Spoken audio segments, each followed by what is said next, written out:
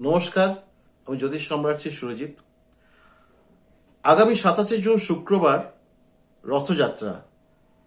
সেই ছোটবেলা থেকে কিন্তু আমাদের এই দিনটার জন্য অপেক্ষা করতাম, কবে রথ আসবে, কবে রথের দড়ি টানবো।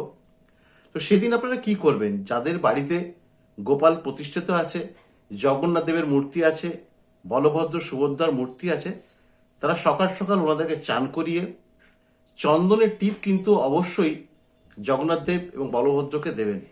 তার সাথে কি করবেন? সুভদ্রাকে কিন্তু অবশ্যই কিন্তু সিঁদুরের টিপ দেবেন।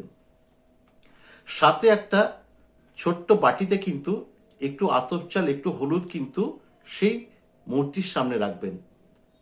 এবার গোপালের যে প্রিয় খাবার, জগন্নাথ দেবের যে প্রিয় খাবার, সেই খাবারগুলি যদি আমরা সেদিন ভোগ হিসেবে নিবেদন করতে পারি সবচেয়ে ভালো।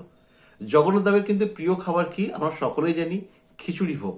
খিচুড়ি ভোগের সাথে কিন্তু যদি দু একটা খাজা দেওয়া যায়, গোপালকে একটা লাড্ডু দেওয়া যায়, এবং বাজার থেকে কিন্তু অবশ্যই একটি তুলসীর মালা এবং একটি ময়ূর পালক আনবে। স্নান করিয়ে ভালো বস্ত্র পরিয়ে তুলসীর মালা কিন্তু অবশ্যই জগন্নাথ দেব বা গোপালের গলায় কিন্তু দেবেন। এরপর কি করবেন? আপনাদের পুজো হয়ে গেলে ওই যে আতপ চাল এবং হলুদ যে বাটিটা দিয়ে আছে, এইটা কিন্তু উল্টো রথের পরে কাউকে, কোনো ব্রাহ্মণকে কিন্তু দান করবেন। আর রথের দিন কিন্তু যে কাজটা করবেন, যখন আমরা রথ দেখতে যাই বা দড়ি টানতে যাই, সেখানে কিন্তু পারলে হলুদ এবং লাল যে সুতো আমরা যে তাগা পরি, সেই তাগার কিন্তু এক টুকরো নিয়ে গিয়ে অবশ্যই কিন্তু ওই দড়ির যে দড়িটা আমরা টানি, সেই দড়িতে কিন্তু অবশ্যই কিন্তু বেঁধে দেবেন। এতে কি হবে?